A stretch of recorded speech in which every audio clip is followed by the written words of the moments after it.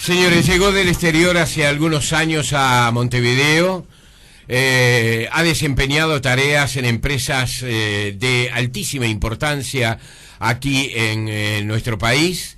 Pero eso que podía de alguna manera convertirse o ser, digamos, Montevideo una pista de aterrizaje momentánea, cumpliendo con la responsabilidad de representar a empresas, como decíamos, de corte internacional, de alta importancia.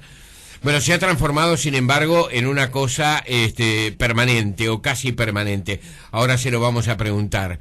Hemos aprendido en este tiempo a apreciar mucho los dotes personales y profesionales de un argentino que vive en el Uruguay, o parte de su vida en el Uruguay hoy, que se ha organizado a sí mismo, que ha creado una empresa que se llama Latium Corp, de la cual es director, y queríamos tener el gusto de conversar con él, porque siempre es interesante escucharlo, porque dice cosas interesantes, porque su experiencia puede ser de alguna manera un reflector para muchos que también pueden estar en una misma situación de generar nuevos emprendimientos y de empezar de nuevo, y con tanto éxito como lo está logrando en estos momentos Guillermo Arcani, que de él se trata. Guillermo, bienvenido.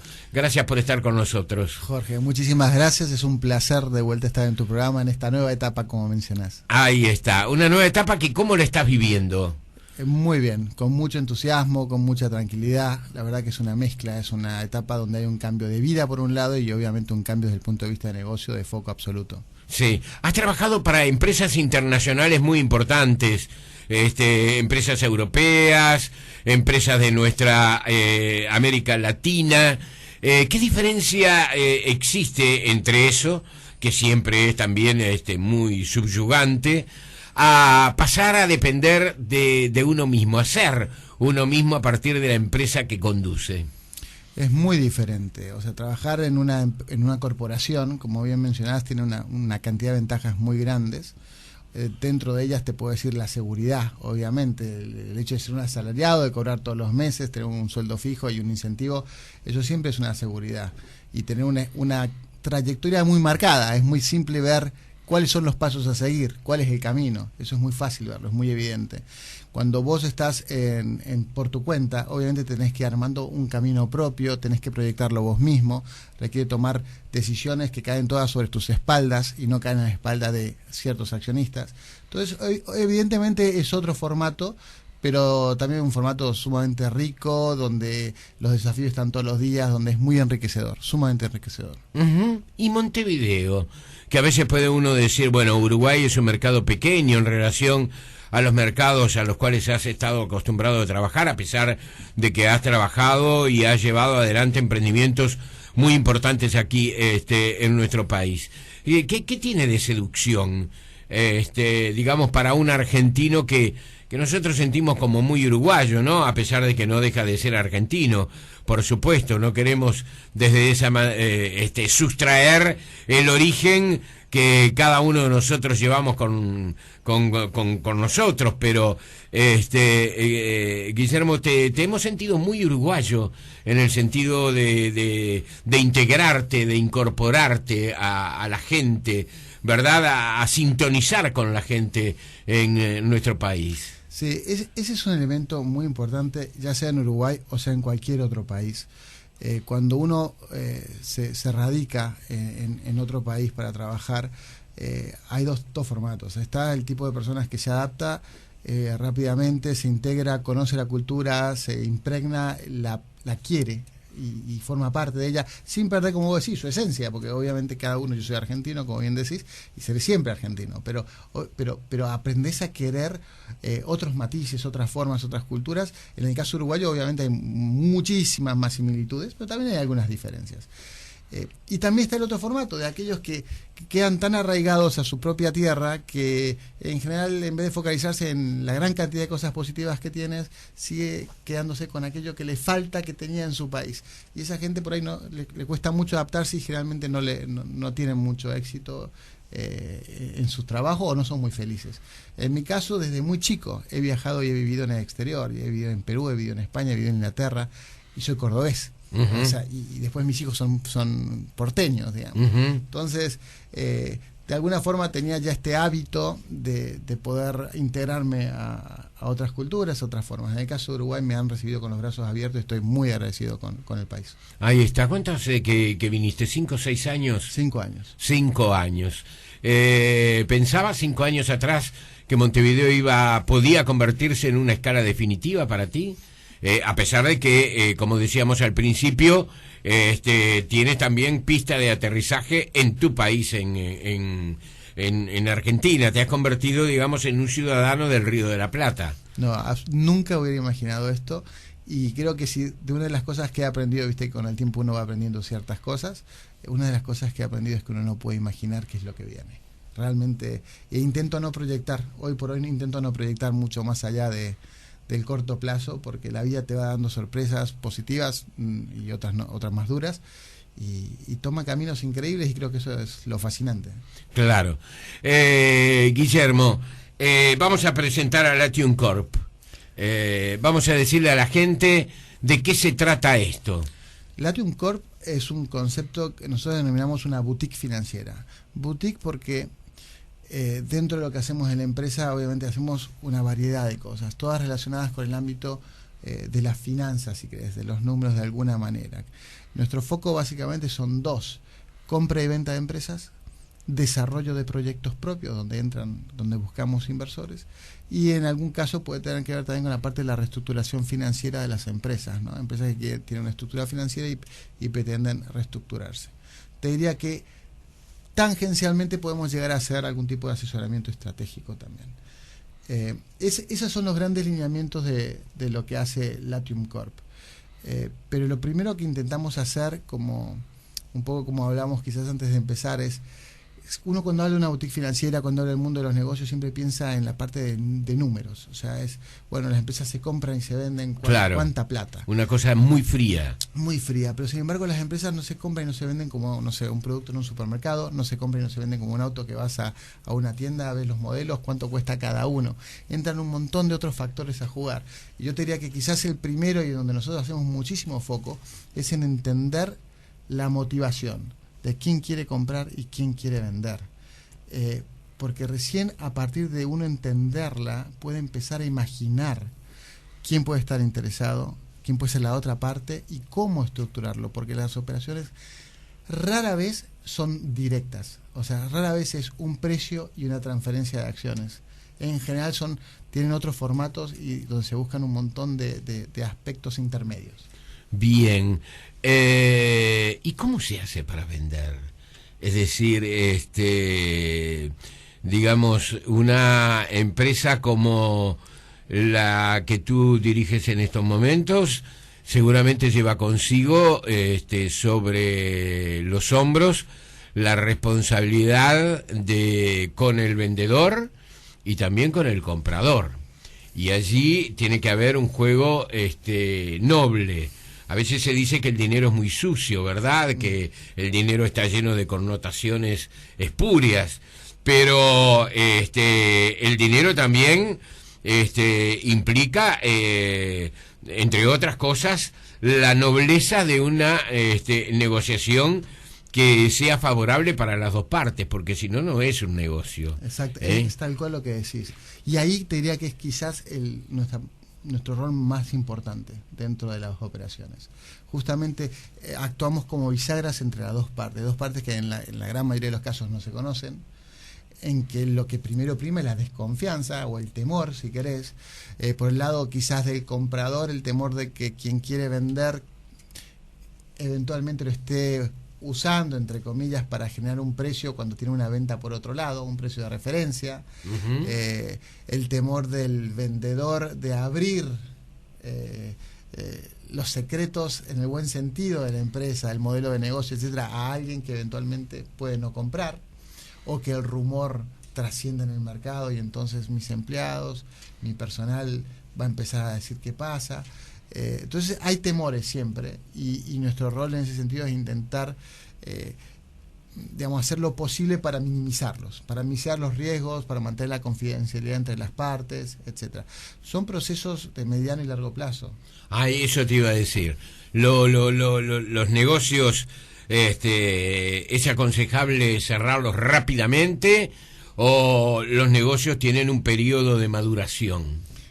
Que en prácticamente la totalidad de los casos tienen un periodo de maduración. A veces hay un mutuo interés que es muy rápido y una concordancia de precios, si querés, que se produce naturalmente, pero después el proceso para efectivizar la operación requiere tiempo, requiere de una etapa que en inglés se denomina due diligence, que es donde el comprador verifica que toda la información que el vendedor le dio es real, es así, que no existen vicios ocultos en la empresa, que no existen juicios o deudas no declaradas, etc. Y todo eso tiene un tiempo. Este es un buen momento para los negocios, Guillermo. Se habla de, bueno, ya sabemos todas las circunstancias que vive el norte, ¿verdad? El hemisferio norte, bueno, Estados Unidos se está recuperando, Europa hay ciertas esperanzas, hay algunos países que están muy sanos como Alemania, por ejemplo. Nuestra América Latina espera para este año, por ejemplo, de pronto algunos movimientos como efecto de la crisis que se ha producido en los países ricos. ¿Es un buen momento para los negocios? Negocios hay siempre, en épocas de bonanza y en épocas difíciles. Quizás son distintos los negocios que se producen en una etapa o en otra etapa. Este es un momento particular. ¿Por qué? Porque por un lado, como bien decís, esta incipiente recuperación de los mercados desarrollados, quizás lo que genere es un foco nuevamente de inversiones en esos mercados y quizás un menos foco en los mercados emergentes como puede haber sido de Latinoamérica. En los últimos años hemos tenido una bonanza de inversiones porque los retornos que se producían acá y el crecimiento de las economías de estos mercados no existían en Estados Unidos, no existía en Europa, etcétera. Entonces, en ese sentido, quizás nos juega un poquito en contra. También la suba de tasas en Estados Unidos genera también que se hace un poco más difícil la inversión de esos mercados hacia Latinoamérica. Pero vamos a hablar de algo más. La situación argentina en este momento, que es frágil, vamos a hablar de esa manera, incierta, donde el dólar no se sabe exactamente en dónde va a terminar, posiblemente también genere una etapa de cautela de inversores argentinos, de ver qué hacen. Quizás las decisiones se postergan, yo no diría que se anulan, pero sí se postergan hasta ver cómo queda el escenario. Habiéndote dicho eso, creo que en Uruguay se dan una serie de condiciones para que inversores locales o internacionales sigan decidiendo invertir en el país. Y eso es importante. O sea, más allá de la crisis argentina, más allá de una situación brasileña un poquito más desmejorada, Uruguay mantiene sus números macroeconómicos bien. La demanda en Uruguay y la inflación se están controlados, las reservas desde el punto de vista Banco Central dan una solidez monetaria importante. Seguramente Uruguay debe ajustar un poco el tipo de cambio para no perder la competitividad. Pero las variables básicas para que se vayan dando transacciones en el mercado están. ¿Cuáles son las motivaciones? Generalmente, ¿por qué las empresas uruguayas pueden estar interesadas en venderse? Primero, porque todavía muchas empresas uruguayas son familiares. Y eso siempre es un desafío. Acuérdate que hay un viejo dicho: el abuelo la funda, sí, el hijo la disfruta y los nietos la fundan. Ese es un viejo dicho. Obviamente no siempre sucede así, pero es cierto que con el paso generacional el desafío de las empresas familiares es enorme. ¿Por qué? Porque se va abriendo el abanico de personas que intervienen dentro de la empresa. Quien la fundó tuvo 2 hijos y los 2 hijos tuvieron 2 hijos o 3 hijos. Entonces, quien antes la manejara una persona, después termina habiendo 6 u 8 interviniendo en la empresa. Y eso generalmente es muy complejo de resolver. Hay casos en el Uruguay que rompen los ojos, ¿no? Yo creo que cada una de las personas que te están escuchando podrían aportar más de un ejemplo de que lo que estás diciendo es así. Eso sucede. Entonces, muchas veces es una decisión inteligente. Cambian las reglas del juego. Totalmente. Cambia el tono del diálogo. Claro. Cambia el conocimiento con quien estás dialogando. Es decir, se pierde muchas de las cosas que originalmente se podían dar que era ese grado, no sé si de familiaridad, pero sí de confianza, de conocimiento que había en aquella persona que creó esa empresa, ¿verdad? Totalmente. Porque lleva tiempo eso. Totalmente. Los sucesores pueden ser fantásticos, pero lleva tiempo. Y cuando interviene tanta gente, muchas manos en un plato es difícil, suelen es hacer garabatos, ¿no? Después a veces pasa al revés, pasa que los sucesores dicen, ¿por qué tengo que yo dedicarme a este negocio cuando no es lo que me apasiona? O sea, es porque justamente es parte de la herencia y ellos por ahí quieren hacer su propio destino por otro camino. Entonces, quizás en esos momentos también vender es importante. Y hay una tercera pata, es que muchas empresas por ahí, para mantenerse competitivas, requieren de reinversión permanente. Entonces, quizás los accionistas tienen un muy importante capital en la empresa, pero no pueden hacerse dividendos porque necesitan reinvertirlos constantemente. Entonces, a veces la venta parcial o total o incorporar a un socio es un mecanismo adecuado para hacerse de liquidez. Ahí está. Guillermo, creo que ha sido muy claro, pero yo te pregunto, quien te está escuchando en estos momentos y de repente tiene un capital, no sé si grande, mediano, pequeño, ¿cuál de ellos está en condiciones, por ejemplo, de hablar contigo y con tu gente sobre qué hacer con ese capital? ¿Hay mucha gente que te pregunta qué hago con esto? Sí, hay gente que se nos acerca para... Mira, tenés dos tipos si querés, de público.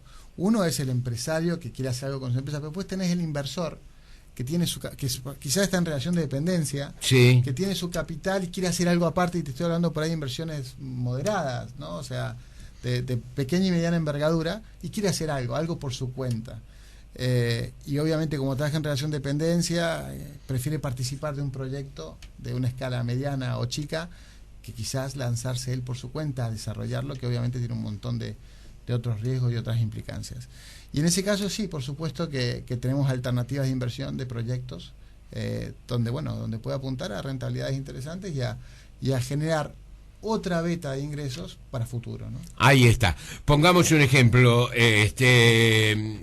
digamos, pensemos en alguien como yo que en el mundo de los negocios seguramente está fuera de su hábitat, ¿verdad? Porque es un mundo que, como todos los mundos, tiene sus secretos, las cosas que revelan la práctica, ¿verdad? Ustedes continúan luego, hacen el seguimiento si esa persona hace la inversión y dice, bueno, pero yo de esto no sé nada, yo lo único que tengo es el dinero y lo que necesito es gente de confianza que me lo depositen en un lugar, en una inversión que sea satisfactoria, pero que además controlen digamos el nivel de beneficio o la marcha del negocio en el cual digamos se involucran. ¿Ustedes hacen esa tarea también? Sí lo hacemos en los proyectos que nosotros desarrollamos, que es la segunda parte, ¿viste? Proyectos propios que desarrollamos y generamos empresas que se encargan justamente de gerenciarlos. Y ahí incluimos inversores de pequeña y mediana escala, y nosotros nos encargamos de hacer el management y obviamente de reportarlo. Algo que todo el mundo tiene que saber, que a veces parece como de manual, pero a veces uno no es tan... las inversiones implican riesgo, tomar riesgo. Sí, claro. Eso es así. Claro. Porque siempre a uno le venden el concepto, no, a esta inversión tenés seguro tal rentabilidad. No existe lo seguro tal rentabilidad. Si es seguro y tal rentabilidad, o sea, si tenés rentabilidad es porque hay un lugar donde no es seguro. Lo vemos en el mundo, lo vemos con empresas que han caído como un edificio aparatosamente. Absolutamente. Claro, la garantía no existe. No existe. Y entonces, ¿qué existe? ¿Niveles de perspectivas? Claro, lo que existen es tomar las precauciones razonables que te permitan pronosticar un nivel de rentabilidad satisfactorio. Te lo diría de esa manera. Entonces, cuando uno desarrolla un proyecto, ¿qué busca? Busca que las variables más críticas tenerlas lo más controladas posibles. Obviamente, en función de una visión, en función de un mercado, en función de un montón de elementos. Después, obviamente, la macroeconomía es versátil, las cosas van sucediendo y uno tiene que ir adaptándose. Siempre viste, se dicen que los animales más fuertes no son aquellos que justamente tienen mayor fortaleza, sino los que mejor se adaptan a los cambios. Creo que el empresario necesita tener esa capacidad de adaptarse a los cambios para poder ser exitoso. ¿Qué le decís a un empresario uruguayo cuando observás en general, verdad, cuáles son sus virtudes y sus pecados? ¿Se parecen a las virtudes y pecados de empresarios de otros países? Se suele decir que el uruguayo es más conservador, que le cuesta más, que a veces resigna incluso la posibilidad de beneficios que no son seguros, como tú decías, pero que son muy probables, ante la circunstancia o el pensamiento de que puedo perder, ¿verdad? Yo lo que he notado, yo creo sí que es un poco más conservador quizás que en mercados más grandes. Creo que eso hace también al tamaño del país y al aspecto y al hecho de que se conoce mucho la gente aquí y entonces cada uno conoce qué le pasa al otro. Entonces eso genera de que las personas, ya sean empresarios o no, se cuiden más a veces de las acciones o decisiones que toman y que tengan que ser más cautelosos. En las grandes ciudades uno es uno más de una gran cantidad y solo te conoce la gente alrededor tuyo. Aquí eso no sucede, es como una ciudad más chica, es una ciudad más chica, sí, entonces sí, claro. Es un núcleo más chico. Entonces creo que eso hace un poquito a lo que vos estás diciendo, de ser más conservadores también. ¿Cuáles son las áreas de la producción o de lo que sea que hoy, por ejemplo, están habilitadas, digamos, o pueden resultar atractivas para invertir? Mira, nosotros estamos apuntando a la parte del negocio retail, básicamente, en gran medida, donde vemos, o sea, todo lo que es la parte de comercio, ¿no? Todo lo que tiene que ver con atención al público. Nos gusta mucho también el interior del país, no solo Montevideo. Creemos que el interior tiene una capacidad de desarrollo grande todavía. Bueno, si uno piensa en alta gama, tiene que pensar en el interior de la República. Sí, sí. Allí está el público objetivo realmente, ¿no? Sí, nosotros vemos que hay mucho por desarrollar. El país tiene como esa etapa por delante todavía. Obviamente en todo lo que tenga que ver con energías renovables, Uruguay va a seguir creciendo. Eso es un elemento. En los aspectos ambientales lo vemos bien, la parte de recolección de residuos y todo lo que hace a ese tipo de industria lo vemos con mucho potencial también para Uruguay. Te diría que la industria de la construcción, que ha sido un boom durante los últimos años, es un momento donde hay que ser un poquito más cautelosos en ciertos mercados, como Punta del Este. Son mercados más difíciles, justamente porque están también muy afectados por el cliente argentino. Hoy comprar una propiedad en Argentina se ha puesto interesante. Exactamente. Entonces, hay uruguayos que están comprando en Argentina. Sí, señor, hay uruguayos comprando en Argentina. ¿Y atienden ustedes también a ese público? Con mucho cuidado, porque no es nuestra expertise, no es nuestra especialidad. Claro. No somos una inmobiliaria. Sí podemos atender a una empresa que quiera desarrollar un proyecto de inversión, pero no vamos a poder acompañar a alguien que quiera comprar un departamento en Argentina. Que es lo más simple, lo más rápido, ¿no? Exactamente. Ese no es nuestra especialidad. La búsqueda de una oportunidad. Ahora, una empresa de esta naturaleza, ¿tiene límites o no tiene límites? El horizonte parece lejano porque el mundo es cambiante, las necesidades de la gente y las actitudes de la gente cambian con el mundo, las realidades no están manejadas por cada uno de nosotros, como tú decías. Hay un mundo que actúa y que de pronto empuja a tomar decisiones. El plan, la idea es expandirse. Sí, la idea es expandirse a otros mercados, te diría. O sea, nuestra primera etapa es consolidarnos en Uruguay, donde el foco nuestro tiene que ver con operaciones en Uruguay. Ese es el 2014 es eso. Posteriormente, sí nos gustaría tomar un pie en operaciones en mercados de un Producto Bruto más grande, digamos, ¿no? De la región. pero este año va a ser 100% foco en Uruguay. Queremos consolidarnos, hacer las cosas bien. Uruguay es más que grande para lo que pretendemos hacer en esta etapa, y nos gusta, nuevamente, nos gusta el país, tiene las variables que consideramos adecuadas. Sí. ¿Has encontrado los recursos humanos que necesitabas? Sí, tengo 2 socios de primerísimo nivel en Latium Corp, con los cuales hacemos un gran equipo. Y después recursos humanos siempre ha sido un desafío en cualquier mercado, te diría. Ese es un elemento, ves, que por ejemplo para desarrollar proyectos en el interior del país es un desafío.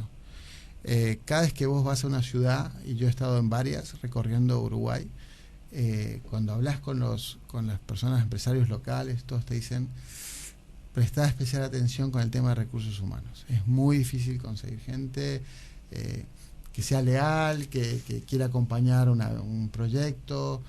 Hay mucha rotación de personas. Eso yo creo que es un desafío grande. Uh-huh.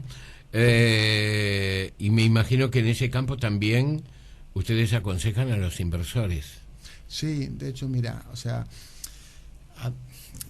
una de nuestras tareas puede ser también acompañar. De hecho, tenemos un cliente así, a empresas internacionales que quieren establecerse en Uruguay. Sí. Entonces ahí, cuando hablamos de asesorar, aconsejar inversores, ahí tenemos la capacidad de brindar un servicio muy amplio, ¿no? Desde el punto de vista no solo estratégico financiero, sino, como bien vos decir, es todos los elementos que necesita un inversor para establecerse exitosamente en Uruguay. Sí.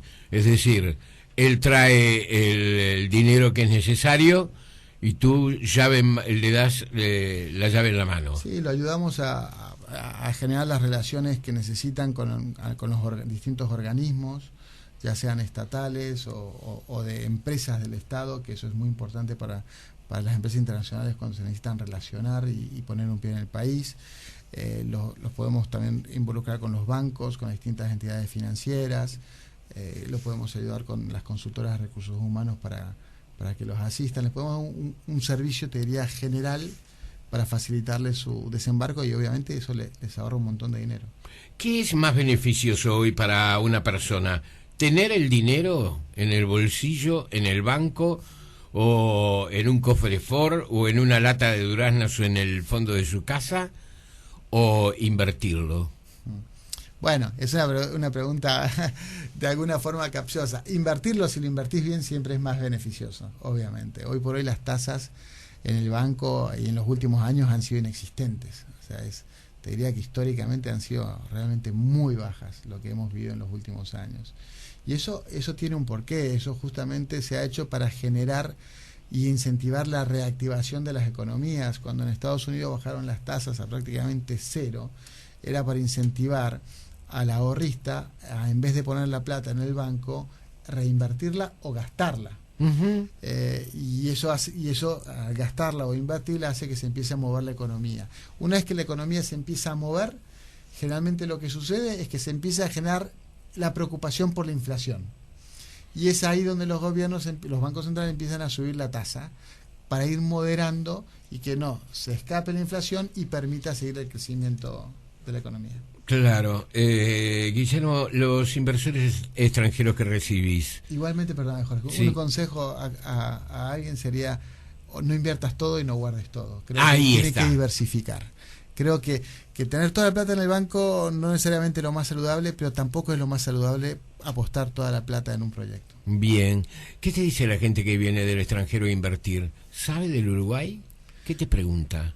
Sí, la preocupación más grande del Uruguay es la escala. Yo sé que esto se habla muchas veces, es la escala. ¿Por qué?